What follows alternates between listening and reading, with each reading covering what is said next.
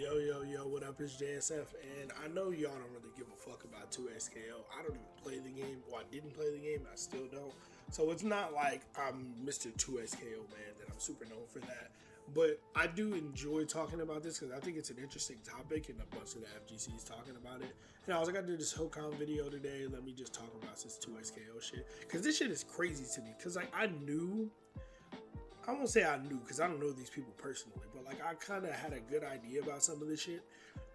And like the more information that comes out, the more they confirm, like, oh yeah, that is exactly what was going on. So this 2SKO shit is like much worse. It's worse than what people thought, bro. Like let me just get into it. Like and subscribe. Let me just get into it. So this article came out today. This article is written by Patrick Miller. This is Pat the Flip. Pat the Flip is somebody who's been an FGC person, somebody who's been known in the FGC for a while. I don't know that. I think he played like Guilty Gear and other stuff like that, but it's somebody who's known in the FGC. Yeah, Guilty Gear players. Yeah, exactly. So anyway, Pat the Flip worked on 2SKO. So I'm not gonna go over reading this whole article or going through the whole article. I don't give a fuck about that. Now it's time to write a bit about 2SKO, right? So I want to go over some small things in this article, which I think are fucking insane. But yeah, here let's get to the meat and potatoes. Despite the bitterness about the layoffs, I think the fact that 2SKO got to finish out the year is reasonably generous, all things considered. I say this is someone who has no incentive to be nice about Riot. So like trying to be positive about trying to be positive. Look, if you're looking for a spicy tell-all or something, it won't come from me. Trying to keep good vibes about the situation, right? Even though the game failed. I've had a little bit of over 6 months. I had a little over 6 months to emotionally prepare since the layoffs. Those 6 months I've gotten to reflect on a lot of how things played out, whether I would have done differently had I known the outcome. There isn't much that I regret. Your game fucking died less than a year after launch, after 10 years of development. You don't regret anything? Alright. Certainly nothing that would have changed the course of the game. Anyone who worked with me during that time can remember a meeting and conversation where I said one of three things. My job is to figure out how to make an awesome fighting game. Making it profitable is someone else's job. Insane. I'd rather make an interesting failure than a boring success. Why not? The worst thing that happens is we all get fired. Now, I want to just stop there. And for those of you who don't know, like, what is Pat the Flip's role? Before I go any further, I want to clarify. I worked on 2SKO Project L for 10 years as a designer and producer, several different parts of the game, including core gameplay, the metagame systems team that would eventually become the lobbies, and finally as a producer of the gameplay analysis and live balance team. Right? So I want to I want to give some context about what this person's role was on this game. They had a significant role in this game. This is somebody who was in a position. I'm not going to say they were the head or the lead of the 2SKO team, but Pat the Flip, he had a position in this game. This was his mindset. Making it profitable is someone else's job. Listen, maybe this was his first job ever as an adult. I don't know. And we'll get to some more of that. But this mindset is very, very, very, very narrow-minded. It's very selfish, and it's not conducive to success. Obviously, the game fucking failed and died. If you work for a company, you should want that company to succeed for two reasons. One, if the company does better, the company makes more money, the company is more sustainable, you are likely to keep your job. Two, if you are directly responsible for the company being more successful, whatever you're working on, you get a promotion or you get a raise, and whatever you're working on is looked at more favorable. They'll kind of have more goodwill towards you because of that.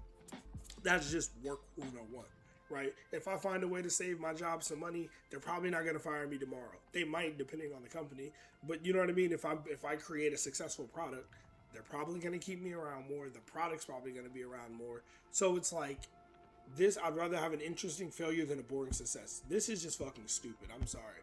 Hey, shout out to Pat the Flip. I don't mean to disrespect you as a human, but this mindset is not intelligent whatsoever.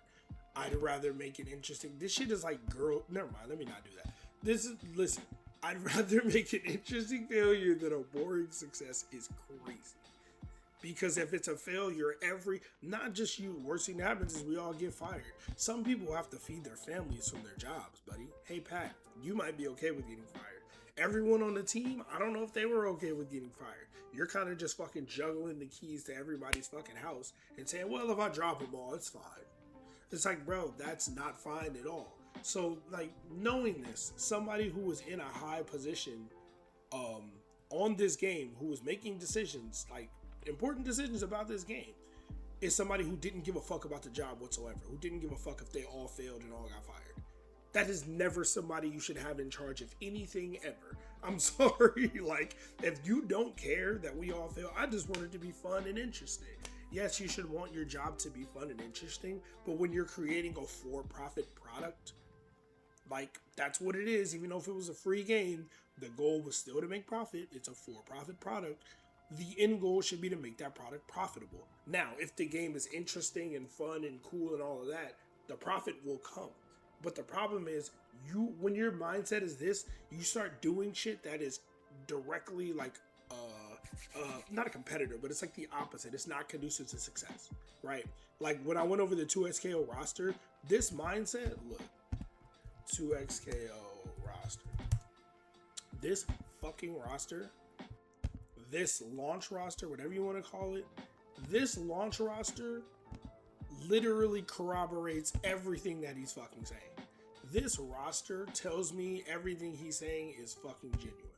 Like, reading this and seeing this roster, I just want to make it interesting. I'd rather make an interesting failure than a boring success. Yeah, you picked some weird ass characters. You didn't pick characters that would make the game successful. You picked characters that you thought would be interesting. And guess what? You fucking failed. Like, I've never heard of somebody wanting to be a failure. I don't understand. And then this part, I'd rather make an interesting failure than a boring success. Those are two extreme ends of the spectrum. There's a whole in between. It can be a kind of boring, but kind of fun success, kind of boring, kind of fun failure. Like, you don't have to, fuck what you shouldn't do. You don't have to pick. It's either going to be interesting and fail or boring and succeed. Like, no, there's a whole fucking nuance in the middle. Most fighting games are successful and not boring. I've had a ton of issues with some of the games I've played. Mortal Kombat 11, Guilty Gear Strive. I've never said that those games are just boring. Even MK11, when it didn't really have big combos and shit, I didn't think the game was boring. I thought it was stupid and had a lot of issues, but I didn't think it was boring. Street Fighter 6, I don't think that game is boring. I think it's got a ton of issues, but it's not boring. Some people would consider it boring because they are more into anime and versus games that are more chaotic. But yeah, it's not. I don't think most people watching Street Fighter 6 are bored. They might be annoyed with what they see, but I don't think boring is the word. So it's just interesting, man. It's there's more in here. This shit it gets crazier. If you ever have time, read this whole thing. I'm not about to read it all to y'all, but look, I was primarily there to learn that how to make a cracked fighting game part. So he's like, I was there on the 2XKO team to learn that how to make a cracked fighting game, and treated my 10 years there as the equivalent of a PhD program in fighting game development. So he was making a game for 10 fucking years and spent it as like, oh, I'm just learning how to make a fighting game. I'm getting a PhD in fighting game development. Not that I spent the 10 years trying to make the best fighting game possible, trying to make the best, most fun, most interesting game. I just spent it there as me getting my PhD. If everybody loses their jobs, oh fucking well. Like, this is the most selfish shit I've ever read in my life. Like, this is fucking crazy to me. This is why, like, I know probably 40 people are going to watch this video and that's it. And that's fine. I don't care. I'm not talking about this video because I want to get views. I'm just in it for the love of the fucking game. This fucking guy's out of his mind. Hey, shout out to Bad to Flip, because this level of elite selfishness and borderline narcissism is crazy to me. Like, I'm sorry, bro. You might be a cool ass dude, but this is insane to me, bro. Like, most dissertations take years of effort only to live in a library. And this one, at least this one is playable. He's cool with the fact that it took years of effort and just failed. At least you guys can play it. Oh man, it was the most unheard of chance to work in a genre I love with a team I cared about, a very supportive publisher and IP, to squander that chance on something boring and safe instead of swinging for the fences would have been the biggest waste I can imagine. See, this comes from privilege. I'm sorry, bro. Like, you got the opportunity to work on a cool IP and make a cool ass fighting game, and you didn't think, damn, I want to really make a game that's fun, that people love, that pleases the fucking people that want to make money, like the game that's gonna live on for years, that people remember for years, and blah, blah, blah. You just wanted to make some shit that you could look back on and be like, yeah, man, I did some cool shit. You didn't want to do anything that would be long lasting. Like, you didn't think past your own brain. You were just like, oh, I didn't want to squander this chance to do something cool because that's what I want to do. It's like, bruh, you can do something cool and something profitable, but you couldn't get out of your own fucking head. You had to be like, nah, I can't just waste this making something boring. Like, I'm bruh. Despite the fact I ended up working on it for 10 years, about twice as long as I had planned. It was never my intention to stay on it forever. There are too many other things I want to do. Most of them don't involve working for someone else. I'm not a very good corporate drone, but you did it for 10 years. I got to learn far. So you went into this game. You said, I don't want to make it boring. I want to make it interesting. I'd rather make it fail and be interesting. And then you were like, well, I didn't want to be there forever anyway. I wanted to get in and get out. So get in the job, create a product that you understand is probably going to be a failure. Have everyone lose their jobs in the process, and then go, well, I wanted to do other shit anyway. Like, that's how this reads to me. This is fucking crazy. Like, do you see why I said this is borderline narcissist? Like, this is crazy. Like, it's funny, it's hilarious, but it's not funny because, like, people love this game, man. People really wanted this game to succeed, and people worked on this game, put their heart and soul in it. Like, this is crazy, bruh. I'm not gonna read through all of this. It's a long read. If y'all have time, read this article. Shout out to Pat the Flip. Thank you to SKL. You can see the link. It's on Patreon. I just wanted to talk about that a little bit. I'm not finna read all that shit. I don't give a fuck about 2SKL. But it was a big fighting game. It was a fighting game that failed, which was a surprise to everybody. And people thought that this was gonna be like the savior of the FGC. And like, oh, this is gonna do this and do that. And it's like, bro, this game was a complete fucking flop. And a big part of it is, if not all of it, was the mindset of the dev team. And I like that he did this. So again, shout out to Pat the Flip because he didn't have to do this. But this gives you insight into what these motherfuckers are thinking. I make a lot of videos where I criticize publishers and fighting game developers, but just keeping it a stack. Do you want somebody with this mindset making your game? If I love Mortal Kombat, right? Obviously. If somebody's making the next Mortal Kombat or the next Marvel fighting game or the next DC fighting game, IPs that I love and care about, I don't want anybody with this kind of mindset anywhere near it, because you don't want it to succeed. You don't want it to be successful. If the game dies off in a year, guess what? The servers start going down, or we don't get balance patches anymore. We don't get new content. We don't get new characters. We don't get new skins. Like, you get a bare bones version of the game on release day, get like 6 months of content, and then they're like, yeah, we're pulling the plug. Like, this isn't good for anybody. Like, why would you want your game to fail? Or why would you be okay with your game failing? And here's the thing. I played sports for a long time. I've done a lot of things.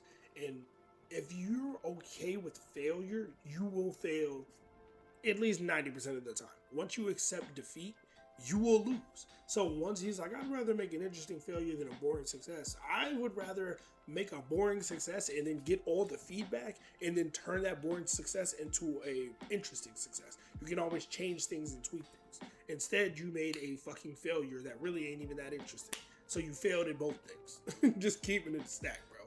But anyway, let me know what y'all think. If y'all are 2SKO players, what the fuck do y'all think about this? If y'all love this game, if this is y'all homeboy, or this is y'all homeboy, whichever way it is, you know, like, tell me, how do y'all feel about this? How did y'all feel reading this shit? This shit is crazy to me. Would love to see comments on this video, even if it's 3 people commenting. Somebody tell me, am I tweaking? Like, I'm wilding? Like, let me know. Anyway, I'm gonna get out of here. Y'all stay safe. JSF, I'm out. Peace.